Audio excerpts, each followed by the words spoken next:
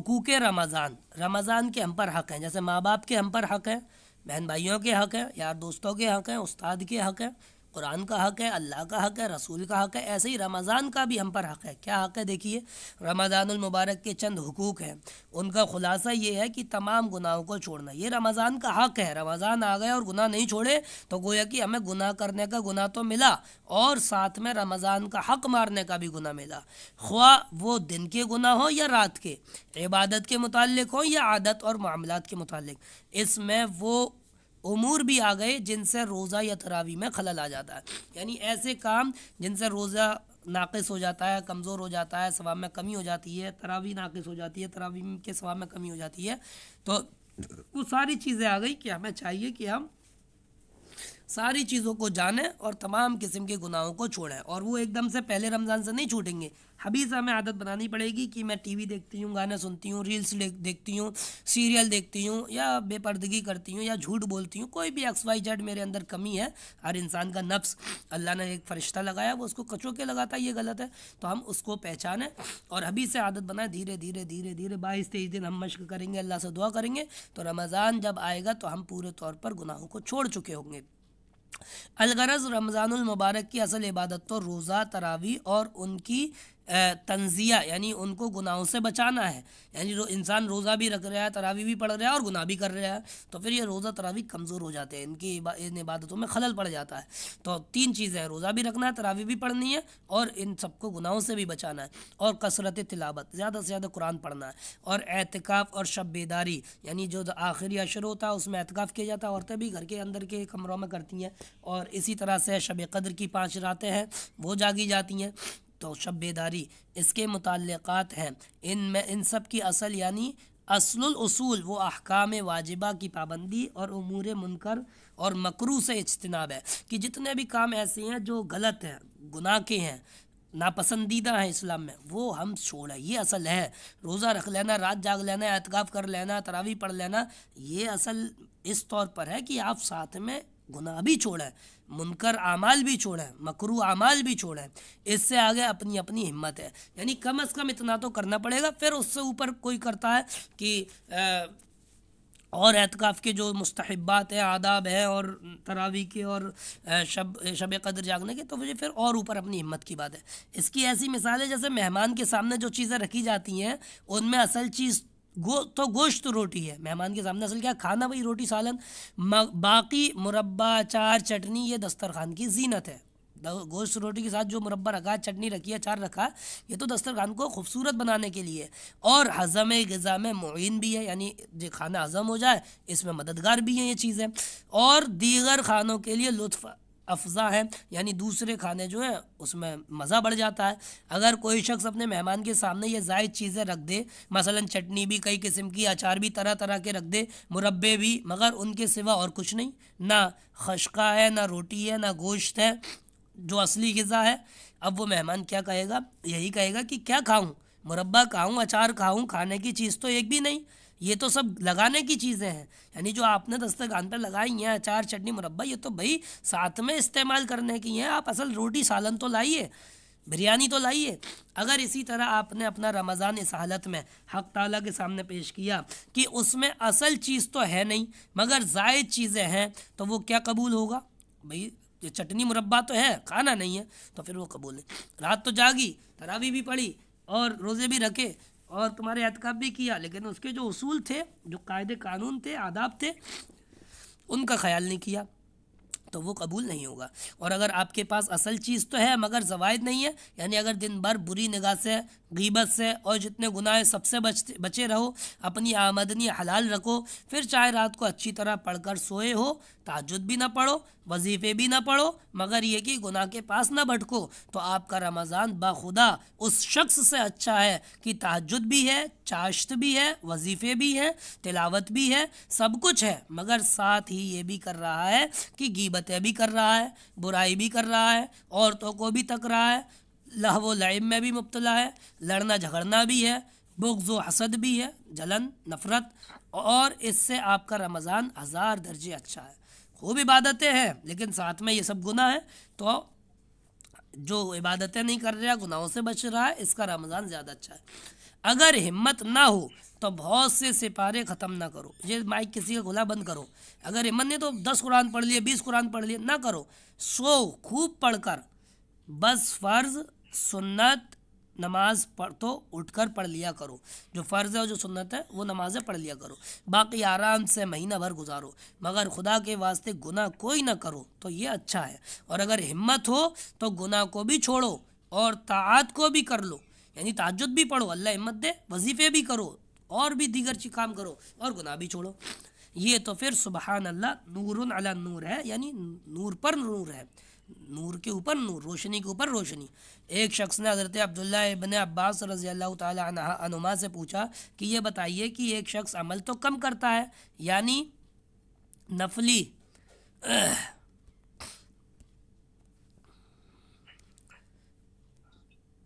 دوسرا صفحہ بھیج رہا ہوں اس کو دیکھیے، یعنی نفلی عبادات اور نفل نماز بہت زیادہ نہیں پڑھتا، زیادہ تر فرائض اور واجبات پر اکتفا کرتا ہے، بس فرض پڑھ لیا واجب پڑھ لیا.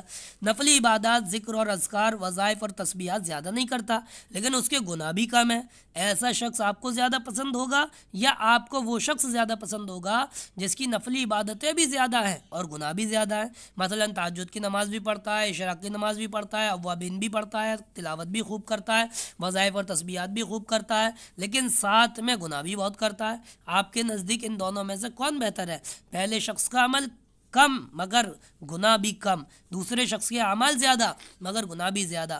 جواب میں حضرت عبداللہ ابن عباس جو کون ہے؟ اللہ کے رسول کے چچا زاد بھائی ہیں، بہت بڑے صحابی ہیں رضی اللہ تعالی عنہما، نے فرمایا کہ گناہوں سے حفاظت کے برابر میں کسی چیز کو نہیں سمجھتا. یعنی آدمی گناہوں سے محفوظ ہو جائے یہ اتنی بڑی نعمت اور اتنا بڑا فائدہ ہے کہ دنیا کا کوئی عمل اس کے برابر نہیں. اگر ایک شخص گناہوں سے بچنے کا اہتمام کرے تو نفلی عبادات اس کے مقابلے میں کوئی حیثیت نہیں رکھتی. ایک طرف ایک آدمی نفلی عبادتیں کر رہا ہے اور گناہ بھی کر رہا ہے، دوسری طرف آدمی نفلی عبادتیں نہیں کر رہا لیکن گناہوں سے بچ رہا ہے. تو حضرت ابن عباس اللہ کے رسول کے چچا زاد بھائی کہہ رہے ہیں، بہت بڑے صحابی کہہ رہے ہیں، فتویٰ دے رہے ہیں، بہت بڑے مفتی ہیں، عالم ہیں، یہ کہہ رہے ہیں کہ یہ شخص زیادہ اچھا ہے جو نفلی عبادتیں نہیں کرتا البتہ گناہوں سے بچتا ہے. تو ہم بھی یہ کوشش کریں، رمضان میں بہت قرآن پڑھ لیے، بہت نمازیں پڑھ لی، بہت یہ کر لیا، تلاوت کر لی، تسبیح پڑھ لی، لیکن گناہ سارے ہو رہے ہیں. بے پردگی، بے حیائی، جھوٹ، غیبت اور غصہ اور بھی جو بھی ہے، سیریل دیکھنا، ریلز دیکھنا.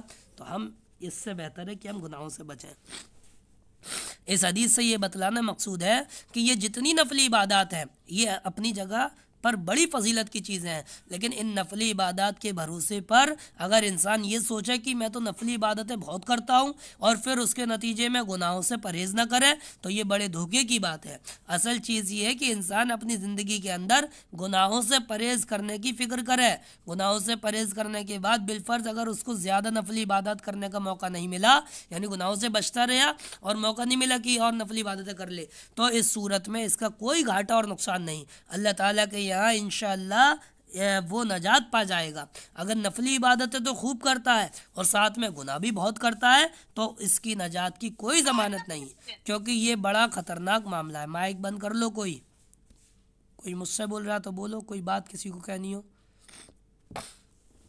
بولو. نہیں پڑھائی ہونے دو، 1 گھنٹہ ہے، زیادہ سے زیادہ جتنا پڑھ لیں گے. ابھی تو یہی حقوق چل رہا ہے، ابھی تو مسائل وغیرہ بھی سیکھنے ہیں، بہت ساری چیزیں ہیں، سورت بھی سکھانی ہے. بولو نہیں، کوئی تمیز سے رہو. تو بہرحال یہ بہت خطرناک ہے کہ انسان نفلی عبادتیں تو کرے اور ساتھ میں جو ہے گناہوں سے بھی نہ بچے، گناہ بھی کرے. اس کی مثال یوں سمجھیں کہ یہ جتنی نفلی عبادتیں ہیں، چاہے وہ نفلی نماز ہو، تلاوت ہو یا ذکر و تسبیح ہو، یہ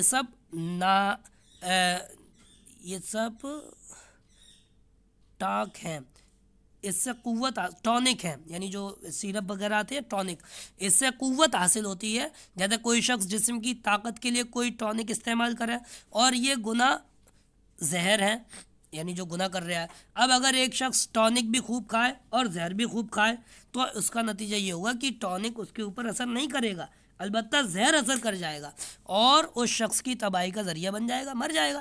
اور ایک شخص وہ ہے جو کوئی ٹونک اور طاقت کی دوا تو استعمال نہیں کرتا، صرف دال روٹی پر اکتفا کرتا ہے، لیکن جو چیزیں صحت کے لیے مضر ہیں، نقصان دہ ہیں، ان سے پرہیز کرتا ہے، تو یہ آدمی صحت مند رہے گا.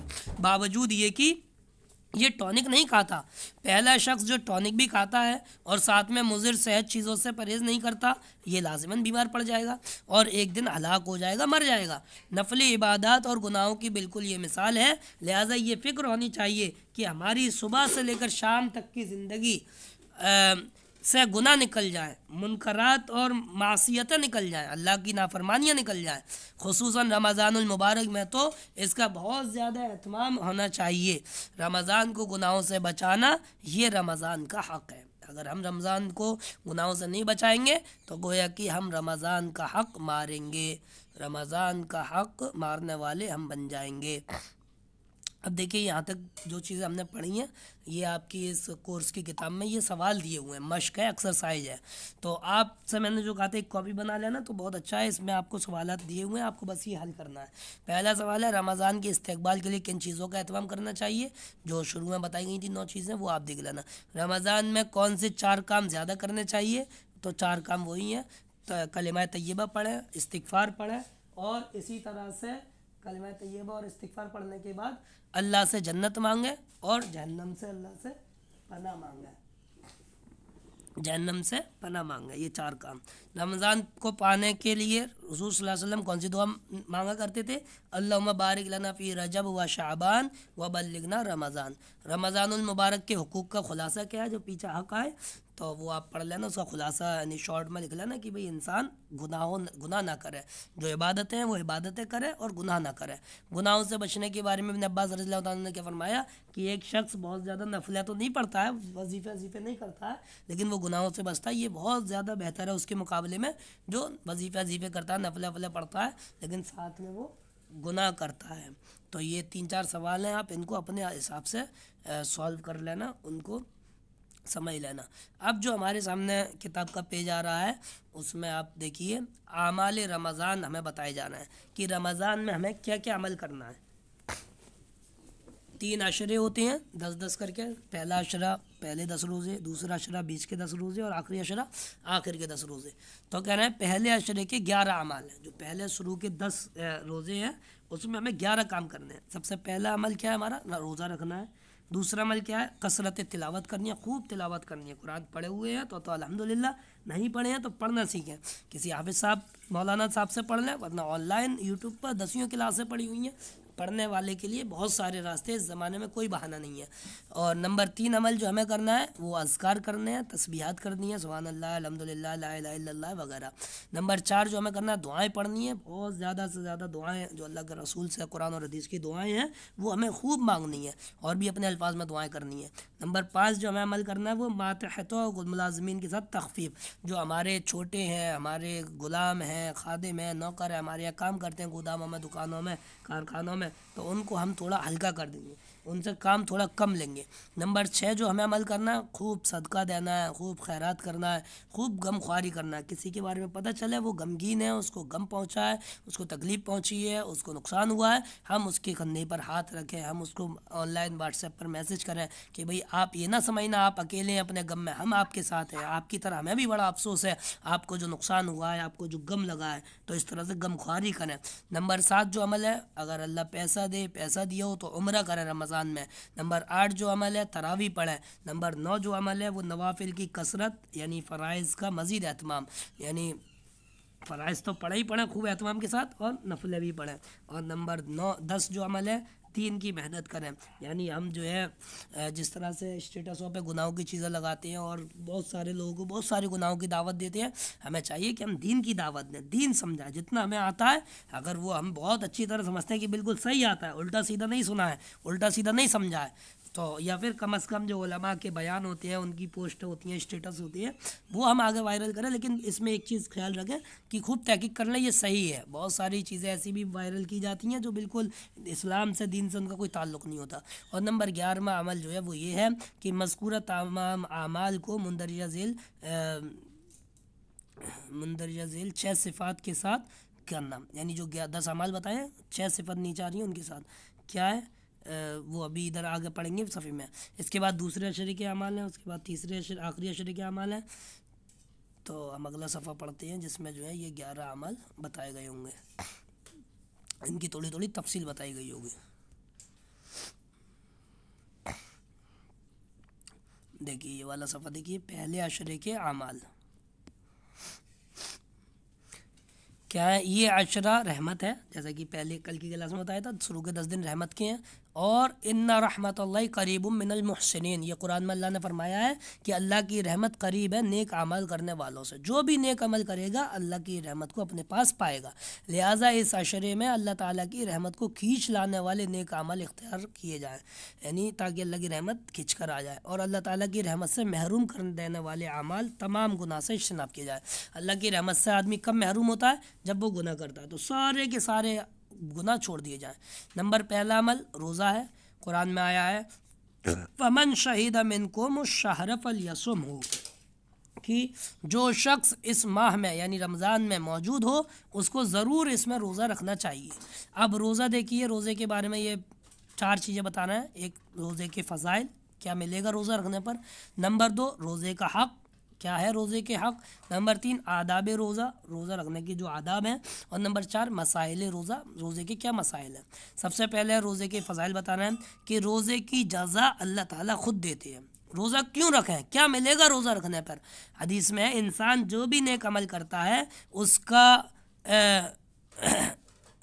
اجر اسے 10 گنا سے لے کر 700 گنا تک ملتا ہے۔ نماز پڑھی، تسبیح پڑھی، کچھ بھی کرا، اللہ یا تو 10 گنا دے گا، یا 20 گنا، 50 گنا، 100 گنا، 700 گنا تک قرآن میں آتا ملتا ہے۔ لیکن روزے کے بارے میں اللہ تعالیٰ فرماتے ہیں کہ یہ عمل چونکہ میرے لیے ہے اس لیے میں ہی اس کی جزا دوں گا، کیونکہ روزے دار صرف میری خاطر اپنی جنسی خواہش، کھانا اور پینا چھوڑتا ہے۔ تو اتنا بڑا فضیلت ہے روزے کی کہ اس کی جزا اللہ تعالیٰ خود دیتے ہیں، کوئی طے نہیں کرا کہ 10 گنا کی، 50 گنا کی، 100 گنا کی، 500 گنا کی، 700 گنا۔ فائدہ، جس عمل کے بارے میں اللہ تعالیٰ یہ فرما دیں کہ ہم خود اس کا بدلہ دیں گے تو وہ بدلہ کتنا عظیم ہوگا۔ بھئی جو جتنا بڑا ہوتا ہے وہ اتنا بڑا ہی بدلہ دیتا ہے، تو اللہ تعالیٰ کتنا بڑا ہے تو اس کا بدلہ بھی ہم سوچ سکتے ہیں۔ نمبر 2، روزے سے پیچھے گناہ معاف ہو جاتے ہیں۔ دوسری فضیلت روزے کی، جس نے ایمان کے ساتھ اور ثواب کا یقین رکھتے ہوئے رمضان کے روزے رکھے اس کے پچھلے گناہ معاف کر دیے جاتے ہیں۔ جو گناہ پیچھے کی زندگی میں ہوئے ہیں روزہ رکھنے سے پہلے، اللہ سب معاف کر دیتے ہیں۔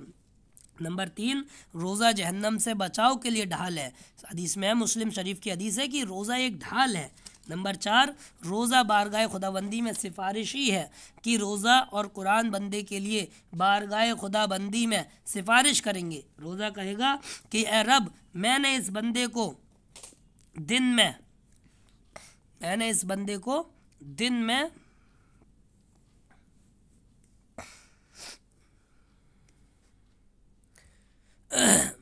یہ روزہ اللہ تعالیٰ سے کہہ رہا ہے، سفارش کر رہا ہے، میں نے اس بندے کو دن میں گناہوں کا چھوڑنا، ایک منٹ، تھوڑا آگے والا پیج آ گیا ہے، یہ والا پیج ہے۔ میں نے اس بندے کو دن میں کھانے پینے اور دوسری خواہشوں سے روک دیا تھا، لہٰذا اس کے بارے میں میری سفارش قبول فرما لیجیے۔ نمبر 5ویں فضیلت روزے کی، روزہ جسمانی صحت کا سبب ہے۔ اللہ کے رسول نے فرمایا روزے رکھو تندرست رہو گے۔ انسان کہتا ہے بھائی روزہ رکھ کے ہم کمزور پڑ جائیں گے، اب تو سچا ہے یا اللہ کے رسول سچے ہیں کہ وہ فرمانا ہے کہ روزے رکھو صحت مند رہو گے، ہیلتھی رہو گے۔ وعید کیا ہے جو روزہ نہیں رکھتا ہے؟ ہم دیکھیں ہمارے گھروں میں آس پاس محلوں میں کتنے ملتے ہیں روزہ چھوڑنے والے، ان کو یہ بات پہنچا ہے کہ شرعاً جسے روزہ چھوڑنے کی اجازت نہ ہو، یعنی جیسے عورتوں کو اور بھی دیگر لوگوں مسافر کو پرمیشن ہے اور اجازت ہے کہ بھی آپ روزہ نہ رکھیں، تو شریعت نے جن کو اجازت نہیں دی ہے روزہ چھوڑنے کی، اور عاجز کرنے والا مرض بھی لاحق نہ ہو، یعنی بیمار کو بھی اجازت ہے، تو یہ ایسا بیمار ہے کہ روزہ نہیں رکھ سکتا ہے، یا چھوٹا موٹا بیمار ہے تو یہ شخص، تو اس نے اگر رمضان کا ایک روزہ چھوڑ دیا تو عمر بھر روزہ رکھنے سے بھی اس ایک روزے کی تلافی نہ ہوگی، اگرچہ بطور قضا عمر بھر روزے بھی رکھ لے، پوری زندگی روزے رکھے قضا اس روزے کی قضا میں، تب بھی جو نقصان ہو گیا یہ رمضان کا روزہ چھوڑنے میں وہ اس کی بھرپائی نہیں ہو پائے گی۔ یہ اتنا بڑا سخت وعید اور نقصان ہے، جان پوچھ کر یا بنا کسی ایسے عذر کے جن کو شریعت عذر کہتی ہے۔ آج انسان بڑی آسانی سے کہہ دیتا ہے بھوک برداشت نہیں ہوتی، شہری میں آنکھ نہیں کھلتی، ارے محنت بہت کرنی پڑتی ہے، یہ سب کوئی عذر نہیں ہے۔ شریعت نے جو عذر بتایا ہے وہ آگے آئیں گے، صرف اس میں آپ روزہ چھوڑ سکتے ہیں۔ अब नंबर 2 जो चीज़ आपको सीखनी है, हुकूक रोज़ा, रोज़े का हक़ क्या है। कह रहे हैं हदीस में कि रोज़ा मेरे लिए है, तो जब हमने रोज़ा रखा तो गोया हम बज़बान यानी ज़बान हाल, अपनी हाल की ज़बान से, अपने हाल की ज़बान से, बज़बान हाल मतलब अपनी हाल की ज़बान से अल्लाह ताला से ये कह रहे हैं कि लीजिए हुजूर, ये रोज़ा आपके लिए तोहफ़ा है।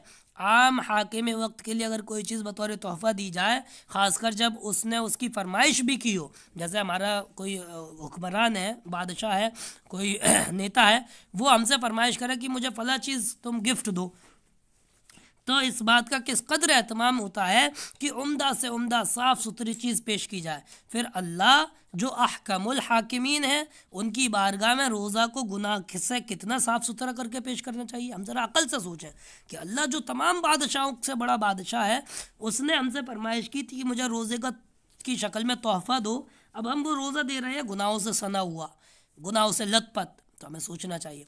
हदीस में है कि हुज़ूर सल्लल्लाहु अलैहि वसल्लम ने फरमाया रगीमा अनफुहु रगीमा अनफुहु रगीमा अनफुहु, यानी हुज़ूर सल्लल्लाहु अलैहि वसल्लम ने फरमाया कि उसकी नाक खाक में मिल जाए, उसकी नाक खाक में मिल जाए, उसकी नाक खाक में मिल जाए। सहाबा ने अर्ज़ किया या रसूल अल्लाह वो कौन है। फरमाया 3 शख्स हैं, एक तो वो जिसने अपने माँ बाप को बुढ़ापे की हालत में पाया और उसने जन्नत ना हासिल की, यानी उनकी खिदमत करके। दूसरे वो जिसके सामने मेरा ज़िक्र आया, यानी अल्लाह के रसूल की बात आई और उसने दुरूद शरीफ ना पढ़ा, सल्लल्लाहु अलैहि वसल्लम नहीं कहा। और तीसरा वो जिसके ऊपर रमज़ान का महीना आया और उसने गुनाह माफ़ ना कराए और वो इसी तरह निकल गया, रमज़ान पूरा निकल गया, गुनाह माफ़ नहीं करवा पाया। यही गंदा सनहुआ रोज़ा और तरावी, उठक बैठक वाली और तिलावत ऐसे ही बिना ध्यान वाली, और दुआएं और तस्बीह ऐसे ही दिखावे वाली अल्लाह की बारगाह में पेश की, तो मग़फ़िरत नहीं होगी। इस हदीस से मालूम हुआ कि रमज़ान या रोज़े में ख़ुद मानी का असर नहीं, बल्कि उसके अंदर ख़ास शान होनी चाहिए। और ख़ास शान वो है जिसको हुज़ूर सल्लल्लाहु अलैहि वसल्लम ने इरशाद फरमाया, मल्लम यदा क़ौल ज़ूर वल अमली बिही फ़लैसा लिल्लाहि वल अमल बिही फ़लैसा लिल्लाहि हाजतुन अन यदअ तआमहु व शराबहु, कि जो शख्स रोज़े में बातिल बोलना, झूठ बोलना, गलत बोलना और बुरा काम करना ना छोड़े, तो अल्लाह ताला को कुछ हाजत नहीं है इस बात की कि छोड़ दे अपना खाना और पीना। यानी उन्होंने अपना खाना और पीना छोड़ दिया, अल्लाह को कोई मतलब नहीं। तो उन्हें जब गुनाह नहीं छोड़े और बुरे काम नहीं छोड़े, बुरी बात नहीं छोड़ी, तो फिर ये तेरा खाना पीना छोड़ना भी कोई मसला नहीं। ये है वो शर्त कि जिसके पाए जाने से रोज़े के अंदर मानी की शान, माफ़ी की शान पैदा होती है। माफ़ी की शान यानी इंसान की माफ़ी होती है। और इस शर्त का हासिल ये है कि मासी और गुनाहों का छोड़ देना, और जो पहले फ़ोटो भेजा था उसमें से पढ़ा जा रहा है, छोड़ देना, और उसकी तरफ आम तौर पर इल्तिफ़ात नहीं होता, या इल्तिफ़ात है, तवज्जो है, तो इल्म नहीं है कि भाई मालूम है ये गुनाह है तो छोड़ नहीं रहे हैं, छोड़ रहे हैं तो ऐसा अधूरा सधूरा छोड़ रहे हैं, बस अपने आप को समझा लिया कि हाँ छोड़ दिया। हदीस में कि बहुत से रोज़ा रखने वाले ऐसे हैं कि उनको दौरान रोज़ा गुनाह से न बचने की वजह से रोज़े के समरात में सिवाय भूखा रहने के कुछ भी हासिल नहीं होता। बस रोज़े का बदला ये मिला कि हज़रत भूखे रहे 15 घंटे, बकिया अजर के नाम पर, सवाब के नाम पर एक नेकी नहीं मिली। हदीस में है कि रोज़ा आदमी के लिए ढाल है, यानी अल्लाह के अज़ाब जहन्नम से हिफाजत का सबब है, जब तक कि उसको झूठ, गीबत वगैरह गुनाहों से फाड़ न डाले। तो अगर इस ढाल को फाड़ लिया तो फिर ये ढाल किस काम की, सीधे जो है दुश्मन हमला कर देगा और नुकसान इसको पहुंच जाएगा। खुलासा इन चारों अहादीस से ये मालूम हुआ कि रोज़े का हक़ है कि उसको आँख, कान, हाथ, पाँव, ज़बान, दिल और दिमाग के गुनाहों से आलूदा और गंदा न किया जाए। खुसूसन मैदे के गुनाह यानी हराम खाना, इसको तो ज़रूर छोड़ दिया जाए, क्योंकि ये तमाम खराबियों की जड़ है। इंसान जब हराम खाता है, गलत खाता है, तो तमाम खराबियाँ फिर उसके अंदर से निकलती हैं।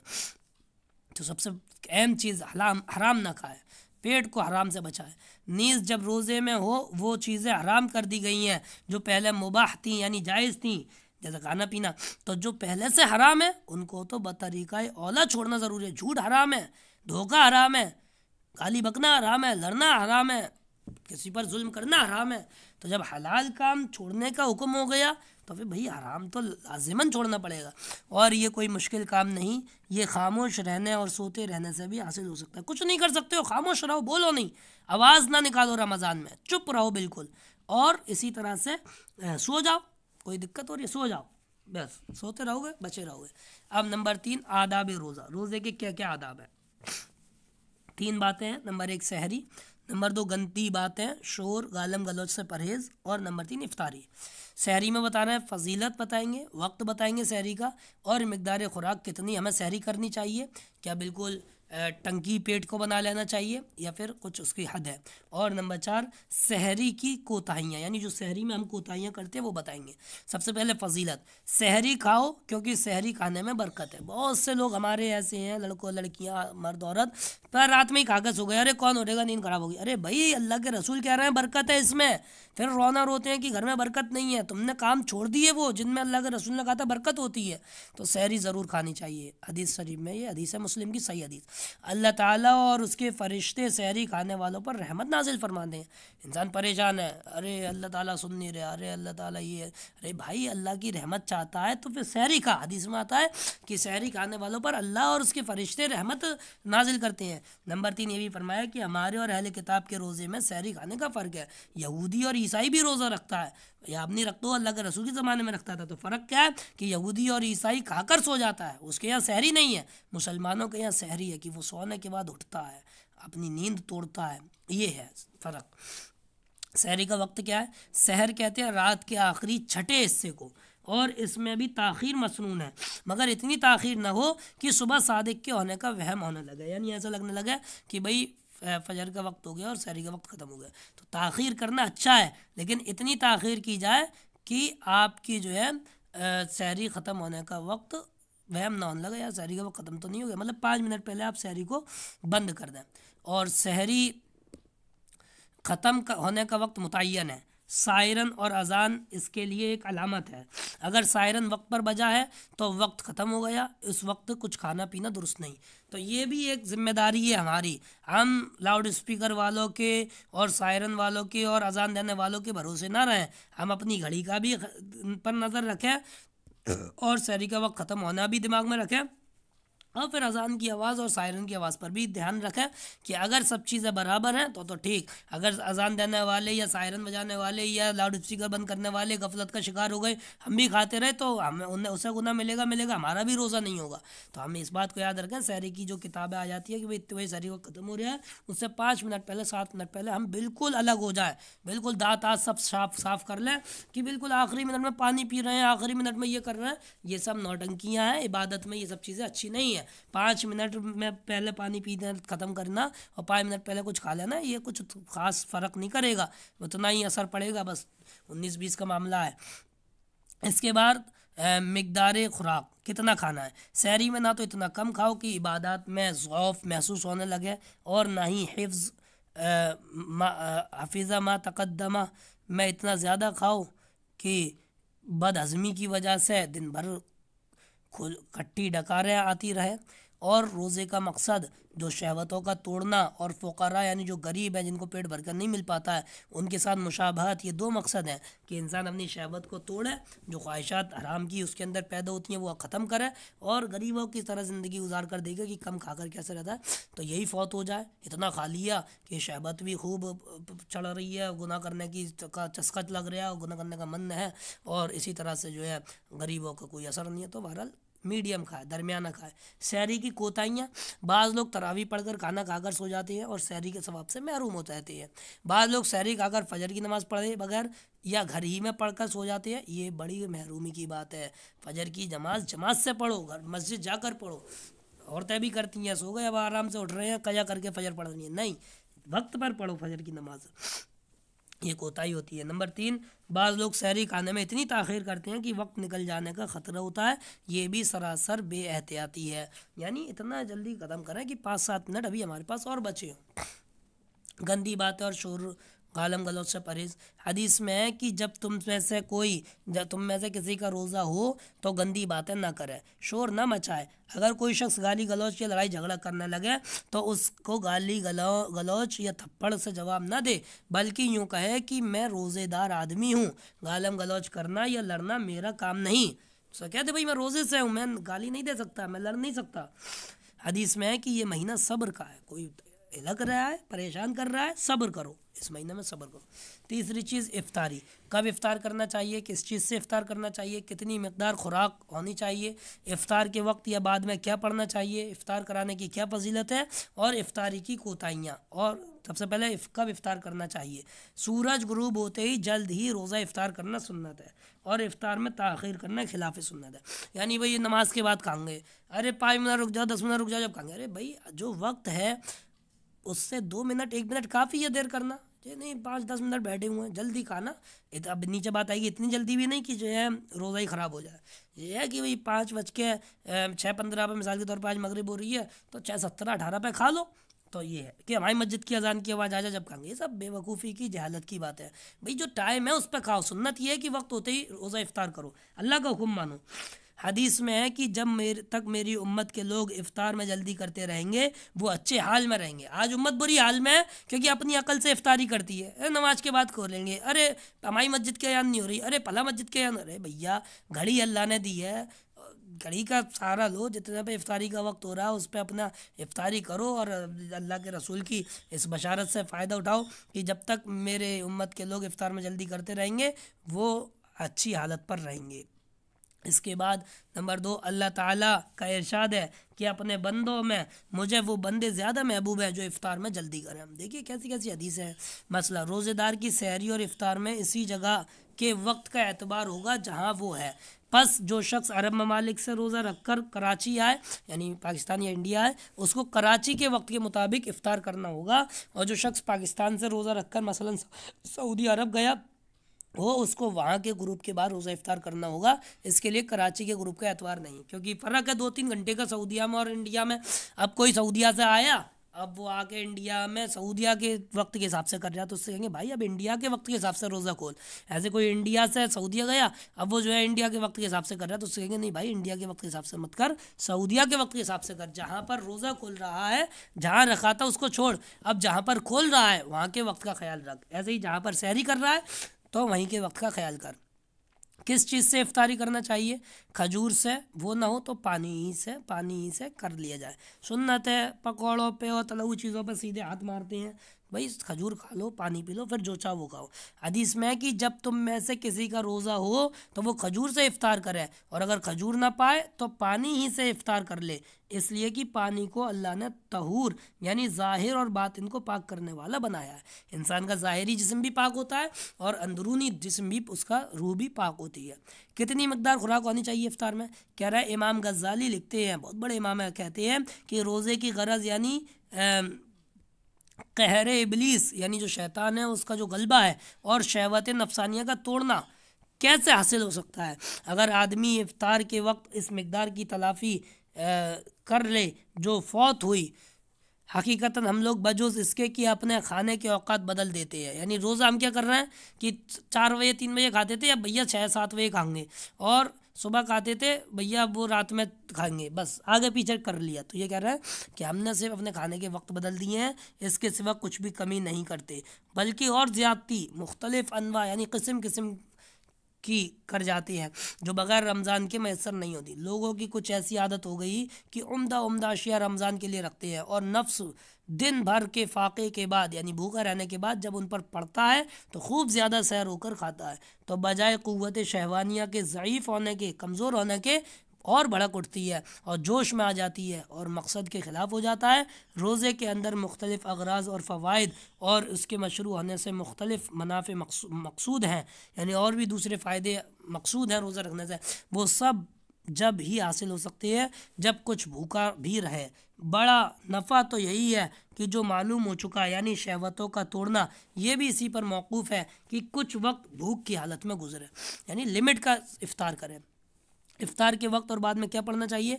हुजूर सल्लल्लाहु अलैहि वसल्लम जब इफ्तार फरमाते तो कहते अल्लाहुम्मा लका सुम्तु व अला रिज़्क़िका अफ़्तरतु। जो हमारे कार्डों में चपकर आती है वो दुआ, वो हदीस से साबित नहीं है, मानी उसके अच्छे हैं। अल्लाहुम्मा लका सुम्तु व बिका आमनतु व अलैका तवक्कलतु व अला रिज़्क़िका अफ़्तरतु, मानी तो बहुत अच्छी है, लेकिन हदीस की बात करें, सुन्नत की बात करें तो बस ये छोटी सी है, अल्लाहुम्मा लका सुम्तु व अला रिज़्क़िका अफ़्तरतु। तो ये दुआ पढ़ें सुन्नत समझ के, अल्लाह के रसूल के दुआ पर अमल करने की नीयत से। क्या तर्जुमा है? ए अल्लाह, मैंने तेरे ही वास्ते रोज़ा रखा और तेरे ही रिस्क से इफ्तार किया। हुज़ूर सल्लल्लाहु अलैहि वसल्लम जब रोज़ा इफ्तार फरमाते थे तो कहते थे, यानी जब खा चुके तो कहते थे ज़हबज़्ज़मउ वब्तल्लतिल उरूक़ु व सबतल अज्रु इंशाअल्लाह। ये दुआ बिल्कुल भूल गए, हम जानते ही नहीं है। तो ये एक लाइन की दुआ है, बहुत आसान, ज़हबज़्ज़मउ वब्तल्लतिल उरूक़ु व सबतल अज्रु इंशाअल्लाह। इसको भी याद करें और रोज़ा खोलने के बाद इसको पढ़ें कि प्यास चली गई और रगें जो सूख गई थी वो तर हो गई, और खुदा ने चाहा तो अजर और सवाब कायम हो गया, यानी इंशाअल्लाह अजर भी हमें मिलेगा। अरे समझ में आ रहा है आप लोगों को? बस ख़त्म कर रहे हैं, थोड़ा सा और रह गया, अभी टाइम है 8 मिनट, अभी सूरत भी पढ़ाएंगे। इसके बाद इफ्तार की कराने की फ़जीलत, किसी को अगर हम रोज़ा खुलवाएं तो उसकी क्या फ़जीलत है? हदीस में है कि जिसने किसी रोज़ेदार को इफ्तार कराया, किसी मुजाहिद को जिहाद का सामान दिया, तो उसको रोज़ेदार और मुजाहिद के मिसली सवाब मिलेगा। जो मुजाहिद को सवाब मिलेगा जिहाद करने का, और जो रोज़ेदार को सवाब मिलेगा रोज़ा रखने का, वही सवाब इन दोनों को भी मिलेगा, जो मुजाहिद को सामान दे रहे हैं और जो रोज़ेदार को इफ्तार करा रहे हैं। हदीस में है जो शख्स किसी रोज़ेदार का रोज़ा इफ्तार कराए वो उसके लिए गुनाहों के माफ़ होने और आग से खलासी का सबब होगा, और रोज़ेदार के सवाब की मानिंद उसको सवाब होगा, मगर उस रोज़ेदार के सवाब से कुछ कम नहीं किया जाएगा। सहाबा ने अर्ज़ किया, या रसूल अल्लाह, हम में से हर शख्स तो इतनी वसअत नहीं रखता कि रोज़ेदार को इफ्तार कराए। तो आपने फरमाया कि पेट भर खिलाने पर मौकूफ़ नहीं ये सवाब, तो अल्लाह ताला एक खजूर से कोई इफ्तार करा दे, या एक घूंट पानी पिला दे, या एक घूंट लस्सी पिला दे, इस पर भी मरहमत फरमा देते हैं, यानी अल्लाह ताला दे देते हैं। इसके बाद इफ्तारी की कोताहियाँ, क्या क्या गलतियाँ हमारी कमियाँ हैं इफ्तारी में? कम सिन बच्चों की रोज़ा कुशाई और सियासी और दुनियावी मकासद और नाम नमूद के लिए इफ़्तार पार्टियाँ, और फिर उन इफ़्तार पार्टियों में मगरिब की नमाज बाजमात या मस्जिद की जमात और तकबीर उला का तर्क करना यानी छोड़ना, रोज़ा खोरों को इफ़्तार पार्टी में मदऊ करना, यानी जो रोज़ा छोड़ते हैं उनको इफ़्तार पार्टी में बुला रहे हैं, और मदऊ करना, और उन पार्टियों में मूवी और तस्वीर कशी, इसराफ़ और अल्लाह की नेमतों को ज़ाय करना, और मखलूत महफ़िलें बेपर्दगी, यानी मर्द और औरत की मिली हुई बेपर्दगी जैसे मुनकरात और गुनाहों का इर्तिकाब करना। तो ये जो रोज़ा इफ्तार है और बड़े बड़े काम कर रहे हैं, और रोज़ा छोड़ने वालों को भी बुला रहे हैं, और दुनिया भर के मंज़र बना लिए, रस्में बना ली हैं, तो ये सही नहीं है। इफ्तारी का कीमती वक्त बजाय दुआ, ज़िक्र, तिलावत के इफ्तारी की तैयारी और इफ्तारी का सामान ख़रीदने में और इफ्तार पार्टियों की तैयारियों और टीवी देखने में गुजार देना, खुसूसन इसकी वजह से असर की जमात का निकल जाना, तो इंतहाई काबिल अफसोस है कि औरतें असर निकाले दे रही हैं कि किचन में जो है पकाने में लगी हुई हैं, और टीवी नहीं तो मोबाइलों में लगे हुए हैं, तो ये सब भी कोताही है। हलाल माल से इफ्तारी ना करना या हलाल ही से करना लेकिन बहुत ज़्यादा करना, ये भी कोताही है।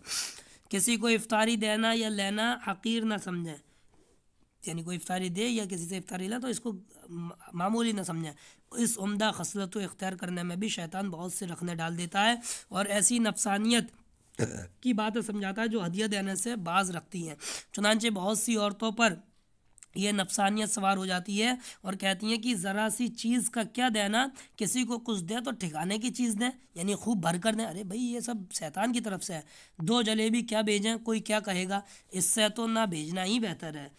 इसी तरह ये हदिया कबूल करने में भी शैतान छोटाई बड़ाई का सवाल सुझा देता है। अगर किसी पड़ोसन ने मामूली चीज़ हदिये में भेज दी तो कहती हैं फ़लानी ने क्या भेजा है, ना अपनी हैसियत का ख्याल किया, ना हमारी इज़्ज़त का, भेजने में शर्म भी ना आई। गोया भेजने का शुक्रिया तो दरकिनार, तान व तशनी की बौछार शुरू हो जाती है, और कई कई दिन गीबतें होती रहती हैं। अगर कई साल के बाद किसी बात पर अनबन हो गई तो ये बात भी, यानी अगर लड़ाई हो गई कई साल के बाद तो ये बात भी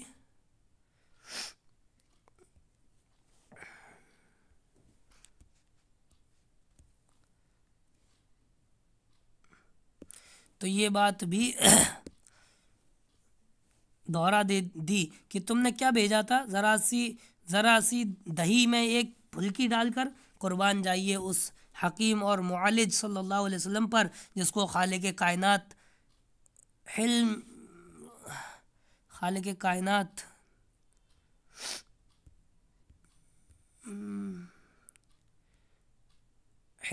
جدہ نے دلوں کی بیماریوں سے آگاہ فرما دیا، یعنی جس کا برداشت کرنے کا مادہ بہت زیادہ تھا، اس نے دلوں کی بیماریوں سے آگاہ فرمایا اور ساتھ ہی ان کے علاج بھی بتائے۔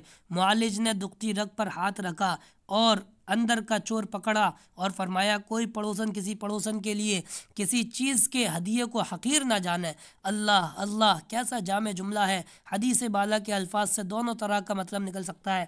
دینے والی دیتے وقت کم نہ سمجھے، جو میسر ہو وہ دے دے اور جس کے پاس پہنچے وہ بھی حقیر نہ جانے، خواہ کیسا ہی کم اور معمولی ہدیہ ہو۔ بطور مثال حضور اقدس صلی اللہ علیہ وسلم نے فرمایا کہ اگر بکری کا کھر ہی ایک عورت دوسری عورت کے پاس بھیج سکتی ہو تو بھیجنے والی کم سمجھ کر رک نہ جائے اور دوسری عورت اس کو کے قبول کرنے کو اپنی کسر شان نہ سمجھے۔ ہر چھوٹا بڑا ہدیہ بشاشت سے قبول کریں اور دل و زبان سے شکر ادا کریں۔ بھیجنے والی کو دعا دیں، اللہ سے اس کے لیے برکت کی دعا مانگیں اور یہ بھی خیال رکھیں کہ ہم کو بھی بھیجنا چاہیے۔ موقع لگے تو ضرور بھیجیں اور بہنوں میں بیٹھ کر تذکرہ کریں کہ فلانی نے مجھے یہ ہدیہ بھیجا ہے، تاکہ اس کا دل خوش ہو۔ اور اس حدیث کا مطلب یہ نہ سمجھنا کہ ہدیہ کم ہی بھیجا کریں، بلکہ زیادہ میسر ہو تو زیادہ بھیجیں اور کم کی وجہ سے باز نہ رہیں۔ افطاری میں اتنا مشغول ہونے کی مغرب کی نماز یا جماعت اور تکبیر اولیٰ اور نصف اول سے محرومی ہو جائے، یعنی آدھی نماز نکل جائے، یہ سب کوتاہی ہے افطاری کی۔ مسجد میں افطاری کرتے وقت مسجد کے آداب کا خیال نہ رکھنا، مثلاً کھانے پینے کی چیزیں مسجد کی دریوں پر گرانا، مسجد کی اشیاء یعنی چیزیں دریاں کولر گلاس وغیرہ کو استعمال کر کے جگہ پر نہ رکھنا۔ تو یہ آج کی ہماری کلاس ہوئی۔ اب یہ مشق ہے، مشق انشاءاللہ کل پڑھیں گے اور صرف 1 منٹ بچا ہے، لیکن میں 1-2 منٹ اوپر لے کے آپ کو سورت اور پڑھا دیتا ہوں۔ سورہ فاتحہ آج پڑھیں گے ہم اور پھر اس کے بعد کلاس کو مکمل کر لیں گے۔ تو یہ ساری باتیں ہیں، کل انشاءاللہ یہ مشق میں اور اس کو دیکھیں گے اور کوشش کریں، میں اس کو یوٹیوب پر بھی ابھی اپلوڈ کروں گا، اور کوشش کریں کہ اس کو اچھے سے آپ جو ہے سمجھیں، تاکہ جو ہے عمل کریں اور دوسروں تک بھی اس کو پہنچانے کی فکر کریں۔ یہ آج ہم جو ہے سورہ فاتحہ کو صحیح کریں گے، صحیح ہوگی تو اللہ کا شکر ادا کریں گے اور اگر صحیح نہیں ہوگی تو اس کو صحیح کریں گے۔ کل اعوذ باللہ اور بسم اللہ بتائی تھی، آج دیکھیے دوبارہ سے میں اعوذ باللہ پڑھتا ہوں، بسم اللہ پڑھتا ہوں، آپ ساتھ میں پڑھنے کی کوشش کرنا، مطلب بنا آواز کے، اپنی طرف آواز سے، مائک مت کھولنا۔ اعوذ باللہ من الشیطان الرجیم، تو جہاں کھینچنا ہے وہاں کھینچنا ضرور ہے، جہاں نہیں کھینچنا وہاں نہ کھینچنا۔ اعوذ باللہ من الشیطان الرجیم، بسم اللہ الرحمن الرحیم، بسم اللہ الرحمن الرحیم۔ تو یہ کھڑے زبر جتنے ہیں اور یا ساکن ہو یہ سب کھینچتے ہیں، تو ان کو کھینچنا ہے۔ اب دیکھیے الحمد شریف، دیکھیے الحمد للہ رب العالمین، آ کھینچنا ہے، للہ میں لا کھینچنا ہے اور مین میں میم کھینچنا ہے کیونکہ یا آیا ساکن۔